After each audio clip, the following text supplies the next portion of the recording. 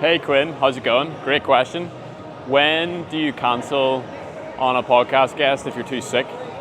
So my kind of idea on this is that there's kind of two different types of sicknesses, right? So there's the sickness where you kind of just like, you maybe have like a sore throat, you maybe have a little bit of a cough, you maybe have a runny nose, but you're feeling pretty good, like, you know, you're feeling pretty sharp. That's fine, as long as you're not like totally gross and would disgust your guest or repulse your guest, particularly if it's like in person. You know, if you're like snotting and slabbering all over the place, there's not much you can do to hide that, and you know, it probably would look kind of weird, but like you'd be surprised what you can get away with. Like in our studio, we've got like a little drawer, and inside the drawer it's kind of like our rider. So we would have like cough syrup in there, we'd have like little like throat lozenges, like all that sort of stuff.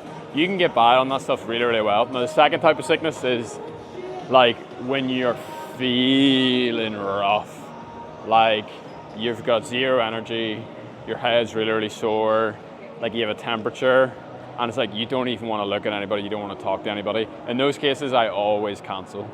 You know, you can experiment with taking like whatever drugs you're taking if you're sick. Paracetamol we would take, or we've got a thing called Lemsip over here. And you know, if you take that and you still feel okay and you can do the interview, I would go ahead and do it. But if after that you're still feeling rough, it's just not worth it, man. It's not worth it for you, number one, your energy levels. It's not good for your soul to be bringing yourself so close to the edge of yourself whenever you don't have to. The second thing is, like for your guest, it's not going to be a great experience for your guest.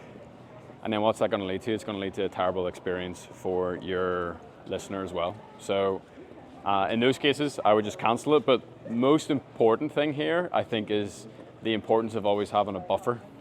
So we like to have 4 as a minimum, between 4 and 6 episodes always in the can, so that whenever the inevitabilities of life happen, whether it's like you get sick or your kids get sick or, you know, a guest cancels or you have to cancel or whatever, then you're never sweating, you're never freaking out. Like the worst place to be in making any types of content, especially podcasts, is like you don't want to be like, oh my goodness, I have to record something right now and upload it and da-da-da, because it takes the joy out of it. You're not going to do a great job, you're not going to be able to prep properly, you're not going to be able to take the time on the edit if you're doing the edit yourself. Or if your team's doing it, like you're not going to give them a big enough of a runway. So 4 to 6 is a really nice buffer. Anything more than that, I think, tends to get too long in between the time of recording and the time of publishing. Like I used to have like 10 in the bag at all times, and we would do interviews with people, and like all of a sudden it would be like, oh yeah, like 6 months later your podcast comes out. You know, like too much time has passed. So that's what I would say.